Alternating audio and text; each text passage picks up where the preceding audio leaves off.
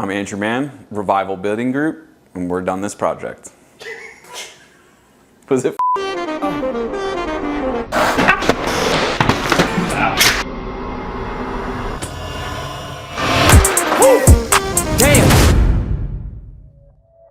We're back in the Bailey basement for probably the last time. If we come back here again, something's incredibly wrong because everything in this basement looks amazing and everything is finished. This project was something else. As far as basements go, there's not a whole lot more you could fit into a basement in terms of activities. This is a maxed out space and it's amazing. You can't see, but in front of me, we've got 3 beautiful Lovesacks. Back in my day, they were called beanbag chairs. These are premium, nice. I don't even know what they're made out of, but I could definitely fall asleep in one of these. Over here, we have the gaming center, and right next to me, we'll just touch on this real quick and it'll make more sense when we get over to the cinema, but this is the brains of the basement right here. There's actually 2 of these, one here and here, with all of the equipment. So there's even more equipment than what we can see through this door right here. But just behind this glass door, we have the equipment rack, which controls all of the automation in the basement and especially the movie theater. When I say movie theater, I mean movie theater. This isn't a TV on the wall. We have moving chairs, vibrating chairs, haptic feedback, subwoofers, full speaker system. Our speakers have lights inside of them so we can prove to you that they're actually there. But before we get into the coolest part of the basement, we're over here at the gaming center. We have every game system that you could possibly want from the last 25 years, probably 30 years, going back to Nintendo, Nintendo 64, Super Nintendo, GameCube, Wii. I don't even know what this is. That's how cool this basement is. I think that's a Wii U. Gilmar, we got it. Is that what we're doing? Wii U? Yep. That shows you what I need to know. I need to get one of these. But over here, we use the existing cabinetry that was in the space. It didn't make sense after Shannon from Color and Crown got finished designing the space. It really truthfully didn't make sense to rip all of this out and just replace it with the exact same thing again. So this is all refinished. This wire mesh doors were replaced with new doors, new hardware, and we were able to recycle this area, putting all the accent lighting in from Hue. We'll touch on that in a minute. And then moving over in from this area, we have the bar and whiskey collection, movie poster on the wall. This built-in cabinetry is brand new. It holds 2 gaming systems for the actual cinema itself. Up top here is the back of the projector inside of the cinema. So this is holding some equipment up top for us and allows us to service the equipment going forward into the future if we ever need to upgrade anything or diagnose any issues with Worldwide Stereo. They'll be able to get to the equipment very easily. All of these cabinets were already here. They looked wildly different. If you go back in our videos, you can see us taking them out. We had a wine rack up here. It was this weird color. I don't even remember what color. It was like just brown wood. I don't even know what you call it, but we replaced fresh ice machine, beverage fridge, resprayed and purposed the cabinets over here with a new backsplash faucet, and we're good to go. We have this nice display. This is only a part of the collection, I'm told, but the double-tiered beverage center with the lights inside to just sync up with everything else inside this basement. I keep saying sync up, and what I mean by that, all the lights inside here are controlled on the Philips Hue system. So we're able to kind of set different moods and scenes throughout each space and control that in a variety of different ways. So for instance, we want to change the colors in here. We can literally change like each individual light bulb, the under cabinet light, everything. We have control over each item with full color spectrum, and we'll show you that in a second. So all the lights inside this basement are all controlled on the Philips Hue system. And if you're not familiar with the Philips Hue system, Google it. They have excellent tutorial videos explaining how to use their product, how to implement it in your space. And I guarantee you, once you watch their tutorials, you'll want it in your home. But for the purposes of our time here in the basement, throughout the basement, we have 2 different varieties of Hue controller. We have this circular one that has 4 selectable buttons inside of the circle, as well as this dimmer control on the outside. And we're not necessarily beholden to any sort of controls out of the box. We have the option to change all of these switches and tell them what we want them to do, as well as control the dimmer in that given area that we're controlling with the switch. So any one of these buttons you can program to kind of set what Hue calls scenes. So say a scene would be like, hey, just came home from work, want to pour myself a nice glass of whiskey. That's scene number 1. So instead of turning your lights on and off, your lights actually become a part of like your home and your lifestyle. And you set the lights up to complement your lifestyle. So if you wake up at 5:30 in the morning and you want to have the lights on in certain areas of your house, but you only want them on at 30% and you want them to be orange so your eyes can get ready for the day, you have that controllability, literally down to like the minutia of details. Over here, we have a couple different scenes, obviously on off. Then we have just the under cabinet lights. So when you're watching a movie, we have low light above, just take a little peek-ski. And then we can change the colors as well. So going back on, we'll turn them all the way on, and that's what we have. So like that's just a little taste in the bathroom as well as on the other side of the basement on our artwork. We have a little bit more action going on, but each one of these switches all syncs up onto the Hue app, and you can very easily, it's very user-friendly. I can't overemphasize how user-friendly it is. Some of these lighting control products that are on the market today take programming. They take a considerable amount of computer knowledge to make them work to the most you need them to. Whereas the Hue system is as plug and play as you get. The price point is also amazing. You're gonna spend a lot of money on light bulbs and these switches and dimmers anyway. For a couple extra more dollars, you can get full color spectrum, multi-functioning lights, a variety of different light products, under cabinet lights, the backlighting for the gaming center, accent lights, all these little things can really make your home feel incredibly different. One of the #1 things that differentiates a lot of our projects from just any given just basement renovation or kitchen renovation is our lighting controls. So when you come into one of our projects, when they're finished, all of the lighting is set and calibrated and set up a certain way to give the space the most energy back to whoever is in the actual space. And that's not for everybody, but if you're trying to reach that like customizable, or maybe you want to take your project to like the next level or your home to that, you know, do those little tweaks. This is one of the things that I was very skeptical on in the beginning, but now that we've been installing this product for a little while now, we also have it in our own home. I'm sold. I try and encourage as many people as possible to get this product. Not necessarily colors are cool, and that's always fun to change the colors for the holidays, but it's really just making your life easier, your home more pleasant, and then it maximizes the space. I guess I would compare it to getting a race car and then putting really nice tires on it. Car's still gonna be fast with normal tires, but when you put the race tires on, you just go that much faster. Let's talk about the movie poster. This is a television that's designed to be specifically a movie poster. It comes with this really cool frame. It essentially is a TV, but its purpose and like the computers and all the coding inside of this unit is for a movie poster in your basement. You could also put up other things on here for display, but the coolest thing about this is that whatever movie is playing in our movie theater, automatically that poster will come up on the wall. I don't know about you, but it's kind of awesome. A little nerdy extra that when you're getting into this customization, like that's what makes a project like this, like that cool little detail. One of the really cool things about a basement, being that we invested so much energy and time and money into building the egress stairs, having a bedroom down here legally is now permissible because we have the egress stairs. That's a means of egress for fire escape, and then we can put a bedroom down here. So this right here is a full Murphy bed.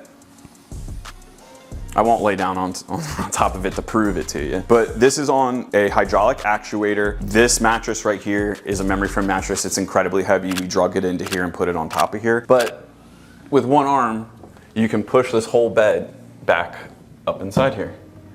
Boom, done. If you're looking to make a modification to your basement, you want to add a bedroom, but you don't really want to just like block off the whole bedroom, this is the greatest way to do that. I might put this in my master bedroom. Just hide my bed away. I'll never have to make my bed again. But if you want to put a bed into a space and you're not sure of how to do it, you don't want to make it a bedroom, you don't want to just like completely ruin, just like make a square in a basement, put a bedroom in, and then you're never going to use that room again. Once a year, your mom stays over for Christmas and she sleeps in the basement. That's it. But when you have kids growing up, sleepovers, things like that, Murphy bed it's the way to go. It's a little bit more money than just perhaps buying a mattress and a bed frame. But when you're not using that bed for a majority of the year, you could just conveniently, put it away. Talking about Hue lights, oh wow.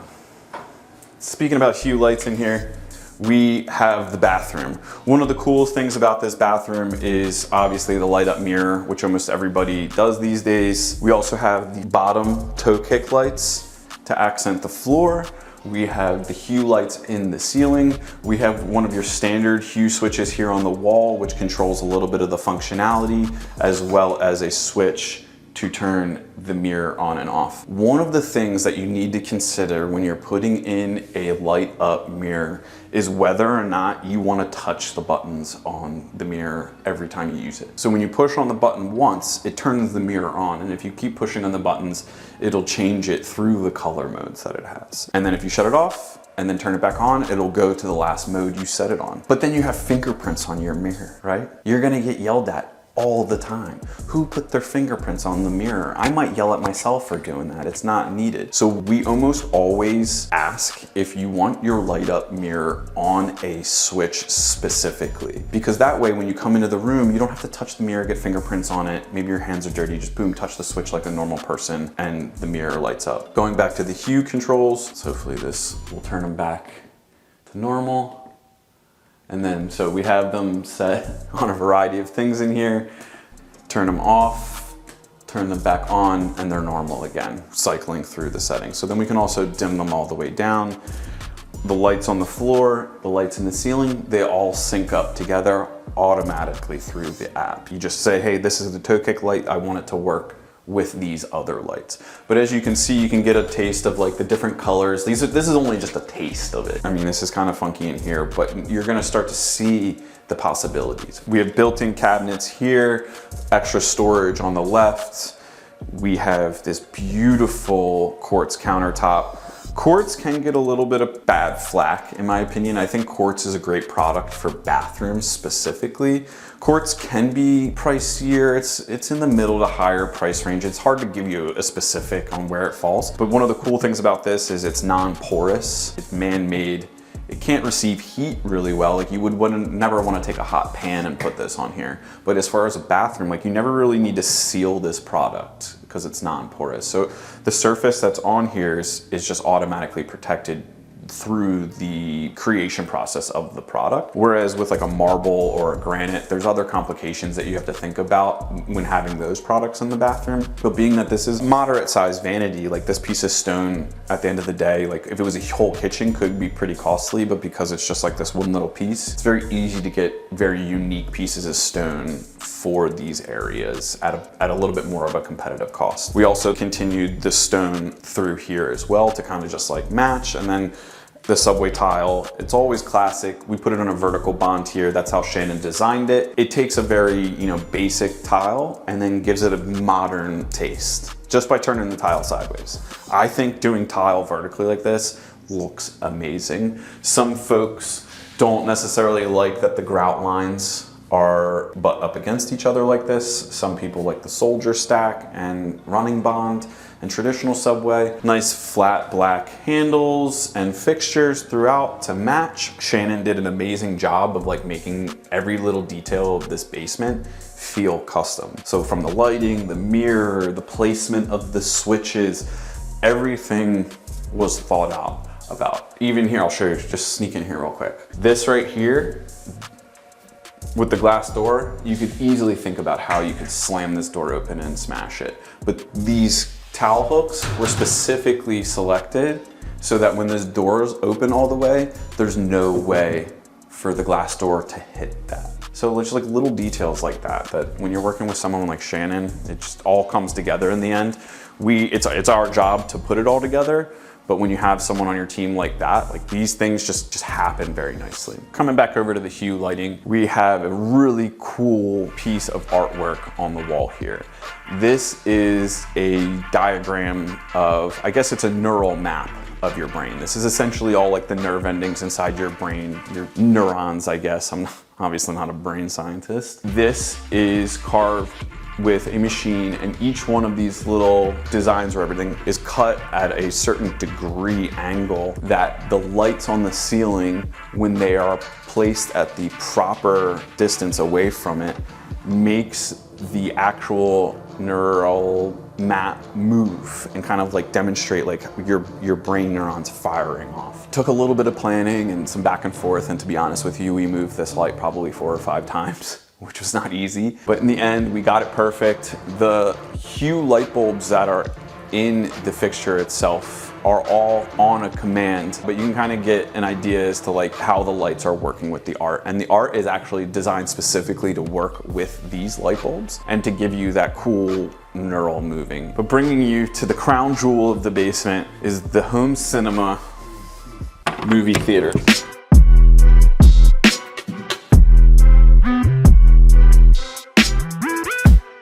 So we're in the cinema, the movie theater. Cinema just sounds, when you say cinema, you just feel a type of way. You feel fancy. In the home cinema. Go back on our YouTube channel. The amount of technology and work that went into this small room is documented on the channel. It's episodes long. I think it's like probably 4 episodes long at this point. From the beginning, there's a metal beam that rolls through this entire soffit right here. We had a metal post in the ground right here. We cut a hole in the side of the house, pulled the small beam out, put a bigger beam in so we could get rid of the post. Otherwise, this couch wouldn't be here. That was the first thing we did. Reframed the whole room to the exact specifications that we needed in order to maximize the acoustics of this room. The fabric on the wall and insulation fabric for the audio was all custom made on site from Cinematech, partner of Worldwide Stereo. Worldwide Stereo was our partner on this project. They handled the installation of the cinema and all of the speaker systems and lighting controls inside this room. This room, we aren't using the Hue system. This is actually a Lutron system. It's, without putting it any other way, it's a complicated system to work with. If you're not trained in it or you're not extremely computer savvy, like if you aren't part of the matrix, you're not gonna be able to work on it. So the reason that system was used, the computer, yo, got him. Yo. Just imagine like someone's Neo now. Yeah, somebody just Neo on the computer. Literally Neo from the Matrix put the technology into this room. The reason we use that is because the Lutron system works with the cinema systems. There's multiple systems, like the audio has a controller, the subwoofers have a controller. Those two systems work together. There's the projection, there's the lighting controls. The lighting changes for the movie as well. The lighting does a variety of things that a movie theater needs to do. A majority of the time, the lights won't even be on in this room, but you still want them to work a certain way. So we do have the accent lighting and everything like that. You want to watch a movie and have a little bit of accent on, we've got you. We have the cool movie style light tracks in the walls, custom built, inserted the light track, and everything's good to go. The coolest part about these chairs and couches is the back row, they actually move like you're in Universal Studios. Not necessarily like throw you out of your seat move, but they vibrate and they do a little bit of movement. So what's happening on the screen, you're getting the haptic feedback in the chair and you're getting to experience, your senses are experiencing extra that you don't really get. There's no way for us to document that. We did it one time. We were watching Ready Player One, the speed race scene through the bridge. I almost had to get up and walk out of the movie. It was that intense. So you have to be in, like, this isn't a casual man's movie theater. The screen, I believe, is 14 feet long.